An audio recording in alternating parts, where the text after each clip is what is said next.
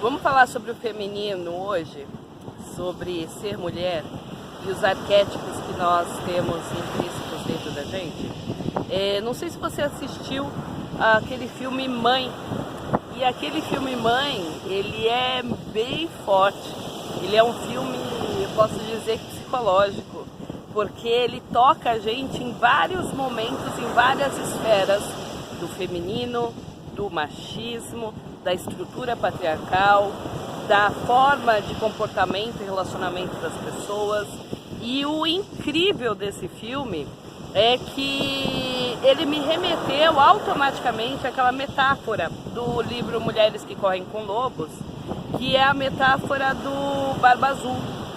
Na metáfora do Barba Azul, e aí eu volto para a resenha do filme, na metáfora do Barba Azul, o Barba Azul ele é um homem encantador, mais velho, e que sabe agradar uma mulher, que sabe chamar uma mulher, mas que tem uma fama, né? Ele é reconhecidamente um predador. E aí ele conhece uma jovenzinha, que tem algumas irmãs, já 5 irmãs, e ele vai lá e encanta essa jovenzinha e fala: olha, as pessoas falam de mim, mas são maledicências, né? Vem me conhecer. E aí, se você se casar comigo, eu te dou toda uma casa, toda uma estrutura, eu te faço a dona da minha casa, né? E você pode trazer suas irmãs para vir aqui visitar, você pode fazer o que você quiser na casa. E ele se ausenta certa vez dessa casa, ela aceita a proposta, vai para lá, e ele começa a conduzir a vida deles conforme a necessidade dele, o interesse dele. E ele se ausenta certa vez dessa casa e fala pra ela: olha, só que tem essa sala aqui, é a única sala que você não pode ir. O que será que acontece quando a gente recebe a informação de que o único lugar que a gente não pode ir, né? E aí ela recebeu essa informação de que tinha um único lugar que ela não poderia ir. E eis que, chegando as irmãs dela lá, ela apresentou a casa, tudo. E as irmãs falaram: ah, mas e essa sala? Ela falou: bom, essa sala é a única que ele falou que eu não posso mexer. Ela falou: nossa, mas isso é um absurdo, ou você é a dona da casa ou você não é. E aí ela abriu a porta, influenciada pelas irmãs, ela abriu a porta e eis que ela descobriu um monte de cadáveres de outras ex-esposas desse Barba Azul, porque na verdade ele era realmente um predador. E aí ela descobriu vários esqueletos, né? Enfim. E aí o que acontece? Qual que é a ideia dessa metáfora, né? Dessa história? Que a Clarissa, que é aquele livro Mulheres Correm com Lobos, inclusive eu fiz até o Clube do Livro com ele, depois se você quiser procura aqui na playlist, né? Fernanda Ferreira Advogada, o Clube do Livro. O que essa metáfora quer dizer e o que ela tem a ver com o filme? No filme, e aí eu vou dar spoiler, tá? Então se você ainda não assistiu, pausa o vídeo e vai assistir, depois você volta para ver a resenha, para ver se as nossas ideias batem. Ou se você não tem problema com spoiler, pode continuar aqui. E aí a gente fica amigo e depois você assiste e depois você me diz se eu tenho razão ou se eu não tenho razão, tá? Bora prosear, porque essa é a ideia. No filme, ele tem um homem mais velho, casado com uma mulher mais jovem, e essa mulher, ela tá isolada, ele isolou essa mulher do mundo, colocando ela para morar num lugar bem longe. Ele escolheu a casa, ele escolheu os móveis, e aí tudo que ela quer fazer, ela precisa fazer sozinha. Então ela tá querendo fazer agora uma reforma na casa, para colocar mais o gosto dela, o jeito dela. E ele fala: tá bom, pode fazer, fica à vontade, faça o que você quiser. E aí ele sai. Ele não fica em casa para ajudar. E ela começa a pintar, ela começa a fazer tudo sozinha. De repente, eis que ela começa a receber umas visitas estranhas. E ele deixa essas pessoas estranhas, que ele nunca viu, inclusive, entrarem na casa. E ele simplesmente assim ignora o fato dela ser uma moradora, dona, proprietária, esposa dele na casa. Assim como em vários casamentos, a mulher é nitidamente ignorada em seus desejos, vontades e propriedade, né? Ela é ignorada para satisfazer o interesse do homem, para satisfazer o interesse da outra pessoa. Se você considerar da outra pessoa, você pode inclusive ter aí um termo de codependência, né? Que é quando a pessoa ela depende tanto do outro que ela acha que ela precisa se rebaixar ao máximo para poder caber e ser aceita no mundo do outro. Na verdade, ela faz de tudo para se sentir no mínimo tolerada e ela não percebe isso, né? Enfim. E aí o que acontece? Essas pessoas começam a invadir a casa, começam a invadir, é uma invasão de espaço, né? Uma invasão, aí começa a ficar para dormir, começa a decidir o que ela vai pôr para fazer para comer, como que ela deve pintar a casa, o que ela deve fazer. Moral da história, para não te contar toda a história, ela vai sofrendo, sangrando, e eis que num belo dia ela descobre que está grávida. E quando ela descobre que está grávida, ela vai conversar com ele, toda feliz, né? Ainda na dúvida, sem saber se quer ou não a maternidade, se a maternidade é ou não para ela, porque justamente uma das pessoas que invadiram a casa começam a questionar, mas você não é tão nova, por que você ainda não tem filho? Mas não é estranho você ainda não ter filho? Ah, mas um homem desse, você acha mesmo que vai ficar com você? Você é tão desinteressante. Então, quer dizer, o marido ele é tão desleal que ele deixa as pessoas invadirem a casa e ainda desmoralizarem ela. E fica nesse tom, né?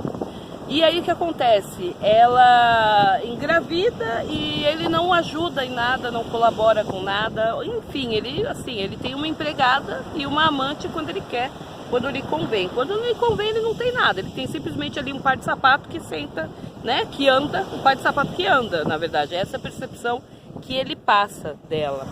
E o tempo inteiro ele faz jogos, porque ele abraça, ele acolhe, ele brinca com ela, muito sutilmente, demonstrando o quão carente ela é, por se submeter a tudo isso em troca disso aqui pequenininho, sabe? E a gente não percebe, eu tô falando aqui para mulheres, porque nós sim fomos criadas, né, à margem da sociedade, nós somos criadas para não ter dinheiro, né? Recentemente eu vi uma pessoa falando algo que eu achei bem interessante, que as roupas femininas não têm bolso. E não tem bolso justamente porque não é para uma mulher, não é normal, né? Não seria normal na época em que as roupas, né, mais sociais, as roupas diferentes foram criadas, não seria normal a mulher carregar dinheiro. Então, por isso que as mulheres não tinham bolsos nas suas roupas. E eu comecei a observar que, assim, realmente, né? Mulher não tem bolso, né, em roupas.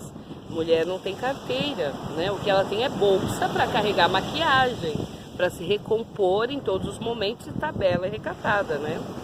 E do lar.